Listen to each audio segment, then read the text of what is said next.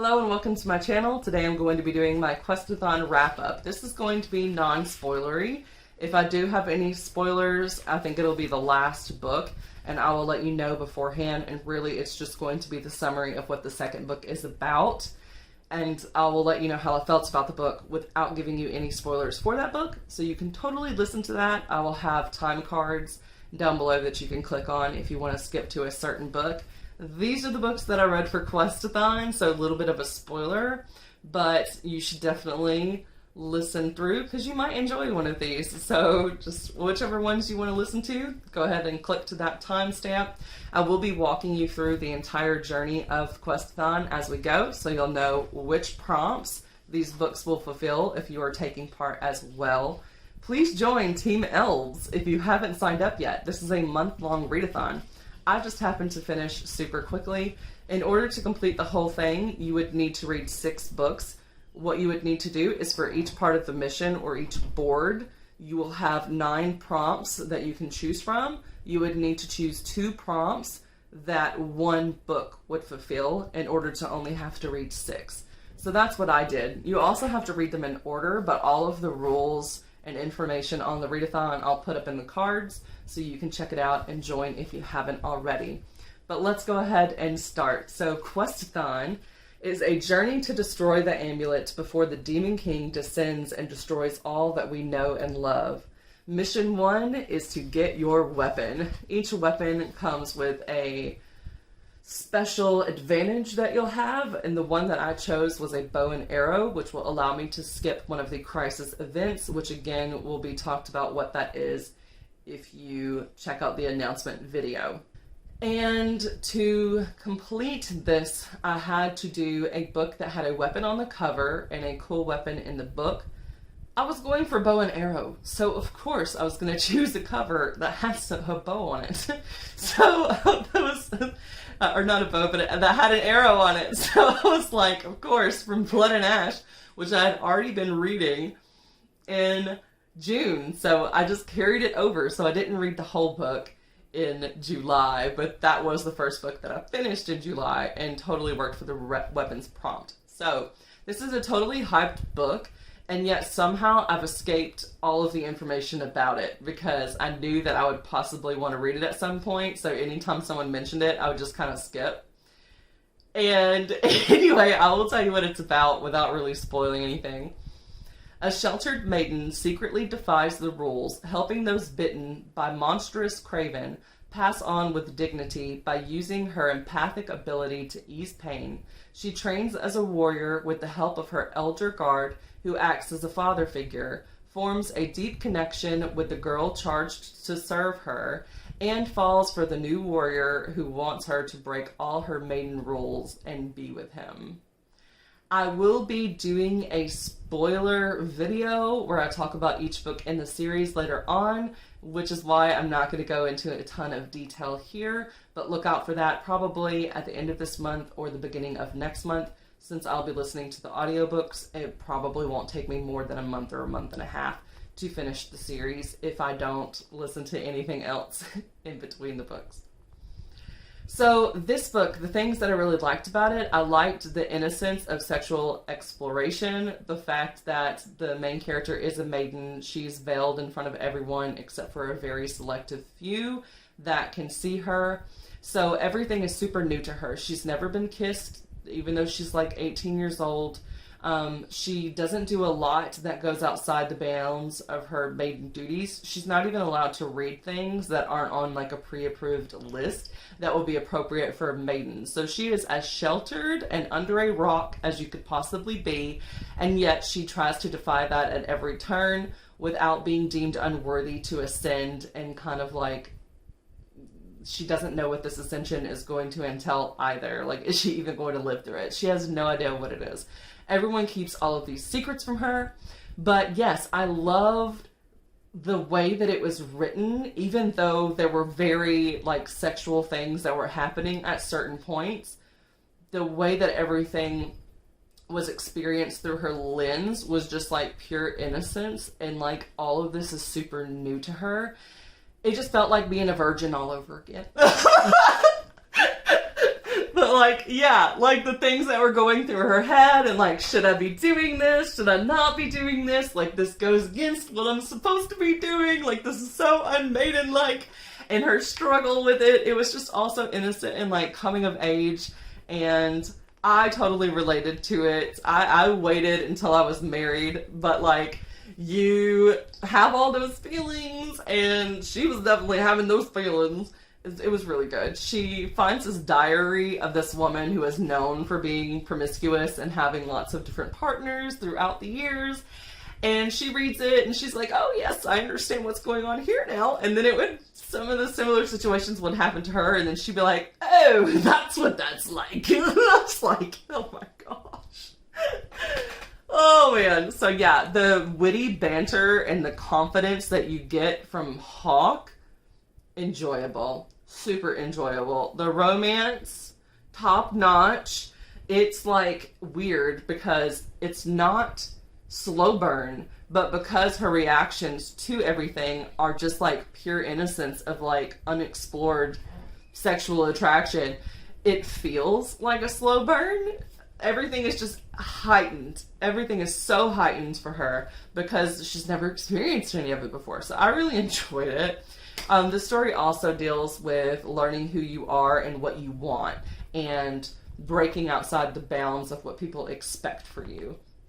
Totally give this one a 5-star rating. If you struggle with chunky books because the pacing is not fast enough, there's not enough development in order to justify the amount of pages that are in the book, this is definitely the case for me when it comes to like a lot of the Sarah J. Maas books and Cassandra Clare books, where I'm just like, this could be cut in half and I'd get the same story and it would be better. From Blood and Ash works. It works as being this super chunky 600 plus page book.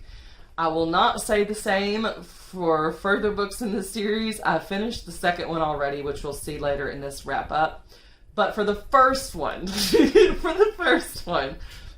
it's better than both the Court of Thorns and Roses series, and it's better than all the Cassandra Clare books. So I'll just say that. But anyway, so trigger warnings that you would need to know about. If you don't want any spoilers, no slight spoilers, nothing, then go ahead and skip to the next part. But I will tell you what's in there. I'm not going to tell you what characters it happens to or anything like that. Only one of these elements is slightly spoilery, but I'm not telling you how it comes into play, so I don't think it's going to ruin anything for you. But anyway, here's the triggers. Unconsensual blood drinking. There's also intoxicated sex after that is, yeah. So there's intoxicated sex that's like after a deception moment. And there is also sex when a character is being kept in the dark about some things that would probably change their mind on wanting to have sex with that person at that time. But a lot of those issues will be resolved in book 2, so it might make you more uncomfortable when you're reading it in book 1, and then you see how maybe the deception wasn't quite as bad as it appears in book 1 once you get to book 2. I generally do not like betrayals in books, especially when they have to do with love interest betrayals. I don't like it because then it's like a loss of trust. But with this one, I was okay with it. Probably because I suspected it from the beginning, and I was still like, I felt like even though they were being deceptive in hiding certain things from this character, they were also being truthful in their emotions toward them. So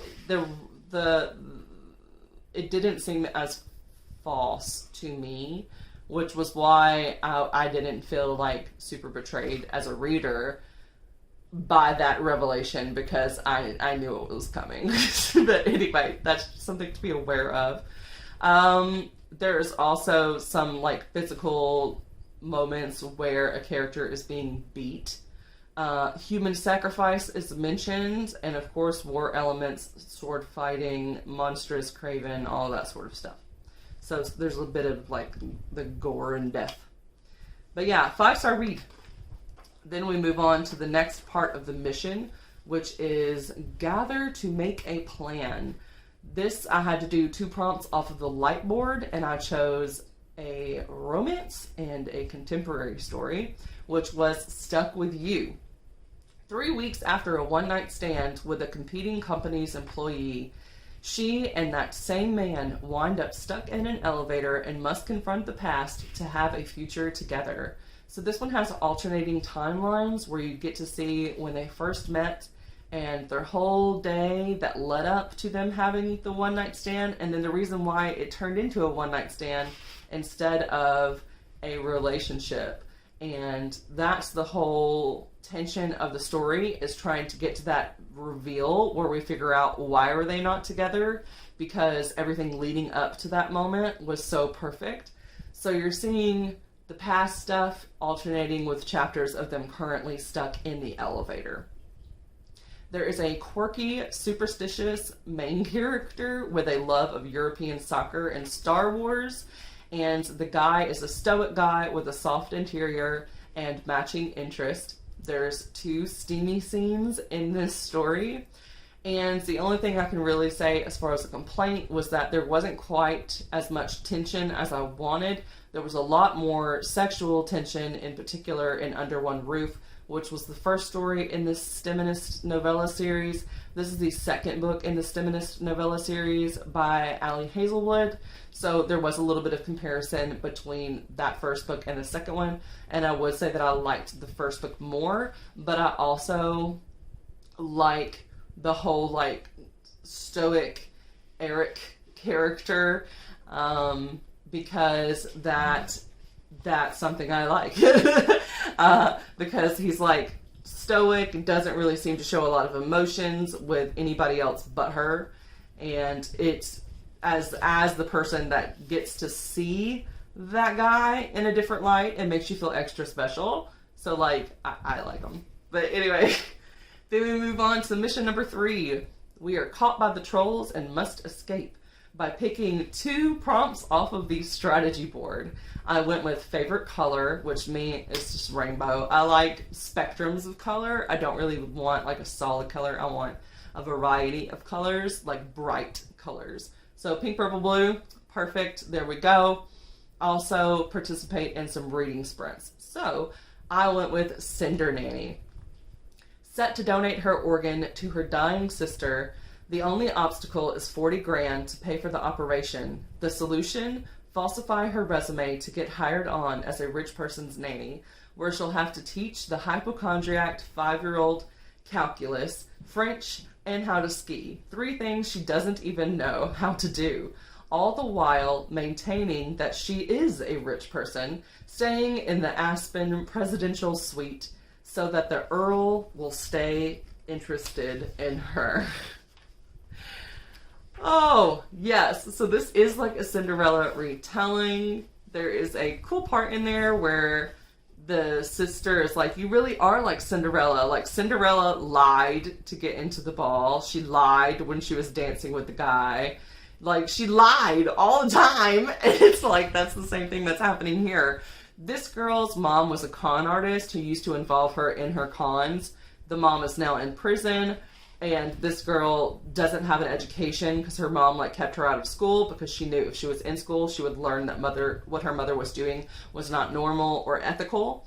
And so the older sister, which is the one that's dying, that needs the transplant, she's like, I don't want you to be deceptive and fall into the same line of work that our mother did. Like, I want you to make an honest living, but also she's dying and knows that they need this money, and this job is going to pay her pretty much the exact amount that she needs in order to get this transplant, and it's only 4 months of work. Of course, there's going to be some kinks that are thrown into the plan, like the fact that our main character did not expect to have a bit of a whirlwind romance with an Earl, who is there kind of under the radar because he is protecting his brother's love child, who, if the grandmother discovers exists, might cut the brother off because she's all about her reputation, and also she might cut him off for being part of this deception and keeping this secret love child a secret. this is something you find out like pretty early on. I don't consider it a spoiler. Also, our main character not only has, you know, the sister is like, I'm not really comfortable with you doing this, but I understand you feel like you have to do it to save me. The main character herself feels a lot of guilt in deceiving this family because, like, she's good at conning them, but also they've treated her really well. They're not like what she assumed the typical rich person was that maybe she swindled in the past. Like, these are really good people that just wanted to help their son integrate because they are moving to a country that like speaks French, and he's going to be in like a really good academic program where apparently 5-year-olds are learning calculus. But they treat her like family, and they offer to like pay her more when they find out about the sister. They're like, whatever you need, just let us know. And she gets other opportunities here where she could get a handout, where she doesn't take the handouts because she, one, feels guilty enough already that she's going to be benefiting off of a lie, but also she doesn't ever want to seem like she is only making connections with people for what they can give her. So I really enjoyed it. I liked her character arc. And then, of course, it's a romance, so there's the whole true love thing, and what will you sacrifice for true love, and can you be honest with someone after you've deceived them, because she's made this Earl think that she's this rich person, and he's been comfortable around her, but maybe if he finds out that her mother's a con artist, he'll assume that she's a con artist too, especially after her deceiving this family, and he'll want nothing to do with her. So that's the whole thing that happens with the story, is just figuring out, is she going to tell him, because she needs to in order for them to have an actual thriving relationship, and what's going to happen as a result of her doing it. And then again, if the grandmother finds out about them, she probably wouldn't be too happy, because this girl is not a royal. She doesn't come from any wealth or anything. She doesn't even really have an education to speak of. And it's like, this would not, it's not something that seems like it would work in her head. So there's the whole struggle of like accepting love as well, because she knows that they come from two completely different worlds. I gave this one a 4-star. I did want to connect a little more emotionally, and I also wanted more romantic tension and a little bit of spice. But it was enjoyable. If you like sweet romance, then this would definitely be one that would give you everything that you want and check off all your boxes. Next up, fix the bridge to get to the mountains where the amulet may be. You complete 2 prompts off of the adventure board, so I chose a journey and a pretty cover, promises, and pixie dust. At 4 inches tall in a town where everyone else is human size, Lena convinces her distant best friend, Edridge, of the Huntsman, to escort her through the enchanted forest, rife with beast and deadly things, to find the legendary, rumored, extinct fairies who may be able to answer what she is and where she can find others like her. This is a Thumbelina retelling. It also has the character Rumpelstiltskin, which was a nice surprise, and the human boy who is oathed to protect her since her life is linked to his dad's. This story is full of adventure and unexplored love. So it's not unrequited, it's just unexplored. I love the tension between these 2 best friends. You definitely do get a sense of friendship, also obligation and guilt, and lots of other emotions that you get between these 2. So the thing with the 2 love interests is that one of them is only 4 inches tall and one of them is human size. So it's like, how do you make that work? They can't hold hands because she's so tiny. They can't hug, they can't kiss, they cannot have like any physical reactions. And so there's that, and then there's like, if they want to have kids, that's not possible. So there are moments where, you know, the odds are against them. It doesn't seem like it would ever work. And the fact that they're not able to admit that they like each other because they know that it is going to be tough decision to say, okay, will I be with this person that I love and admire despite not ever being able to have a physical relationship or to have children, or do I deny my feelings, deny self, and hope that, you know, someone will come along for her that's the same size as her, and then vice versa for him that's the same size as him, that they can have those relationships that everyone seems to make the standard of what it is to have a happy life. Whereas when people look at the two of them, if they were to be in a relationship, there's literally a moment where his mom kind of refers to it as like, do you really want to be the guy that gives Lena a half life? Which I understand where she's coming from, but it also rubbed me the wrong way, because there are people who are like aloe ace that do not want any physical connection whatsoever, and like they're able to be happy and they can still have like a romantic relationship, which these two characters definitely do have, even though they're not telling each other that they love each other. And it's like, not everyone's happiness is defined in the same way. Not everyone's happiness has to include like marriage, sex, and children. So it's like an unintentional rub the wrong way type thing. So I gave this one 4 stars. However, everything else about the story, it's whimsical, fantastical. It has all these different like settings going through the forest. There's cool magical stuff that happens. There's like a whole nother world that's unlocked towards the end of it.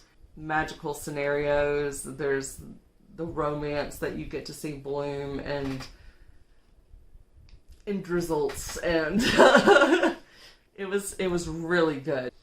But anyway, next part. Find a way into the mountain, solve a riddle to open the sealed gate. So I had to do 2 prompts off of the dartboard, and I chose betrayal and red on the cover. So for this one, I chose Nora goes off script, which you don't see red on the cover I'm showing you. However, this is what the cover of the one I read looks like. Very, very different covers. And the other cover does a lot better job of showing the story than this one does. So I get that there's like the lights and there's these palm trees, and it's making you think like California. California. And he's like drinking. There's parts of the story where he's like going into her house and just drinking up all her alcohol and never asking permission. And I'm just like... So it was kind of funny, but like there's no terrace, none of that stuff. So I don't understand that cover other than him like having a bottle in his hand. Like I don't get it. But anyway, this is about Nora, who is a writer. She's been recently divorced. She has 2 kids that she cares for at home, and they are turning one of her movie scripts into a big budget film that happens to have this guy, Leo, who is an actor that is in it, playing the role of her husband, and she's being played by this woman, Naomi, who's this famous actress. She has this tea house, which is kind of like a separate room further down in her yard that she uses for writing, and that's like what the book is about. It's called The Tea House, and it's about the end of her marriage and the abrupt way it happened, but also like being strong and independent after divorce. And so that part of the book is actually very, very, very small, like just a couple chapters. But the bulk of this book is about what happens after. So Leo decides that he does not want to go back with everybody else to like California. There's also stuff that takes place in New York. So he has homes in different areas, but he doesn't want to go back. Instead, he wants to stay at her house in the tea house for 7 days, and he will pay her $7,000. So this movie is going to get her money, but she also has a lot of debts because her previous husband just blew all of her money. He didn't work. He didn't have a job for years, and he came from wealth, so he didn't feel like he should have to earn his money. He would just come up with these new schemes to do that always fell through, and like nobody wanted to be in any of his business adventures. So she's in a lot of debt. So she's like, okay, yeah, you can stay here for 7 days. Yeah. So he doesn't like ask to steal her alcohol or anything like that. She just like walks in the house and he's just there, or he'll be out on the porch swing. He's just there. And so she's very annoyed with him and kind of hates him in the beginning of the story, but then it quickly turns to where she just dismisses all of that, which was, I was like, what? Like, at the end of the 7 days, she's liking him at that point, and I'm like, but he hasn't changed at all. So that was the one critique I had of the story, is that you never see any change with Leo, with him just kind of assuming everything revolves around him, and like he can do what he wants. So I didn't get that, because that's a similar trait that her husband had. However, he does spend time with the kids. He also kind of like goes everywhere with her on her errands. And she does like get paid back, I guess, for all the stolen alcohol, because there's a scene where they go into the shop and he like buys her new towels and fresh sheets and all this other kind of stuff, which is also kind of an insult to how she currently lives. So it's like, it's insulting, but it's also like, hey, free stuff that I actually need. So like, sure. I was just like, okay. But I did like the story. I will tell you that for a romance, this is one of the few that when it did get to the dark night of the soul, I was seriously kind of in doubt of how it would turn out, because in her movie that she wrote, it was not a happy ending. There was no guy coming back after going away. So then, you know, the whole reality reflects life, or art. The whole art reflects life, reflects art thing kind of came into this. So you'd see parallels where she was talking about like, oh, writing a romance is easy. You just follow this formula. So she's like literally telling you the formula, and then the book is called Nora Goes Off Script. So I'm like, okay, is Nora going to break the formula and she's going to do something different with this romance? So I was really scared that there was not going to be a moment where the characters like come back together after the dark night of the soul that you get in like every single romance. So I will not tell you whether they do or don't, but I will tell you it was unexpected. It was very unexpected and surprising, but I gave it a 4-star, mostly because I just don't understand the whole Leo not really changing, and then it's just like, yeah, I'm in love with you now. So it kind of felt like insta-love. Yeah, it kind of felt like insta-love. I enjoyed it though, so like 4 stars. And then we have, last but not least, we've made it through the mountain, and now we must destroy the amulet by competing with the final battle. So final battle board, I chose the 2 prompts of a book with 5 or more word title, and a book with gold or silver on the cover, which this one has both colors. And that is A Kingdom of Flesh and Fire. This is the 2nd book in the Blood and Ash series. I just talked about the 1st book. This is the follow-up. So, non-spoiler thoughts for book 2. I'm not going to spoil anything from book 1. It's safe to listen to this part. I gave it 4 stars. It was enjoyable, but not as much happened until like the last 200 pages. I honestly thought before like the last 200 pages, you could kind of skip the book. You could kind of just skip it.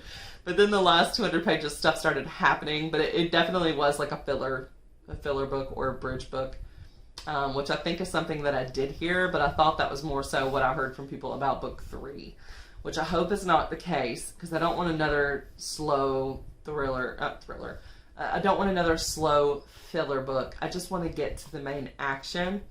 There was like a high intense ending to this one, not a cliffhanger, but like a what the heck is going to happen next, but to where you don't really have any information to guess what's going to happen next. So it's not a cliffhanger, but it is like an aha at the end of the book, if that makes sense. I kind of view cliffhangers as like soft and hard. This one's a soft cliffhanger. It's not a hard cliffhanger, but anyway. I was like, I could go on about that, but then I would just ramble forever. Anyway, so this one did not have as much chemistry or character development as book 1. And I missed some of the old characters, and also like Poppy is in a much different place mentally and how she feels about herself. So she's not the same person that she was in book 1. So it does have a very different feel.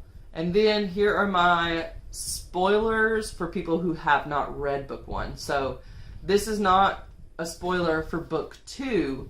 This will only spoil book 1. So if you haven't read book 1, go away, because I'm going to reveal some stuff. But if you have, then you can stick around. Alright, so spoilers for book 1. So Poppy must decide whether to trust Castile, who is the wolf. They're the same person. And I knew that they were the same person before I knew that they were the same person, which was why the whole deception thing did not throw me at all, because I figured that he was Castile the entire time. I don't know how I thought that. There was literally, like, as soon as she put the line that, like, not a lot of people knew Castile and that he was, like, this rebel leader, I was like, yep, he's the love interest. I just know it's going to happen. I had heard the name Castile and I had heard the name Wolf, and I was like, so either this is going to be a love triangle or they're the same person. So my assumption was they're the same person, and I was correct. So anyway, okay, so Poppy must decide whether to trust Castile or escape his grasp to find her brother. She learns the Ascension isn't what she thought it was, and the monarchs have been lying to everyone. They want her back, but Castile offers her marriage to protect her instead. So he's betrayed her, and now he's like, but you can marry me, and then I won't, like, sell you out to these people that do these horrible things. So in book 2, you learn a lot more about what's happening with the Ascended. You also get to see, is she going to forgive Castile for lying to her and for not telling her why he wanted to use her? And so that's pretty much all of book 2, is just, is she going to forgive him? And then if she does go along with this marriage plan, how are they going to convince everyone that it's real? Because it's not going to work if people don't believe them. That's literally all of book 2. And then there is like a battle towards the end of it, which I don't even remember why there's a battle. I don't remember why. I don't remember why it happened. But there's like this big fight, and then there's the huge reveal at the end of the story. And it's like, oh, okay. That's it. That's book 2. It's like 647 pages, and that was it. That was it. Oh, man. Oh, but anyway, yeah, so I hope you enjoyed all these books, and I will have a new adventure to go on for the next story, which will be able to follow along with me like you did with this readathon, except for I'm going to do a little bit of a game to determine what my books are, but this game is going to happen as I go. So I'm going to be kind of getting my prompts and stuff after I finish a book, rather than all at the start, so that I can continue to mood read based off of like how I feel after the book that I just finished reading. So yeah, that's all I have for you today. Subscribe if you haven't already, like this video, and leave whatever comment you want or an emoji. And I will see you all in the next one. Let me know if you like this format better than the monthly wrap-up. I did, but I don't know if y'all did. So let me know, and I will see y'all later. Bye!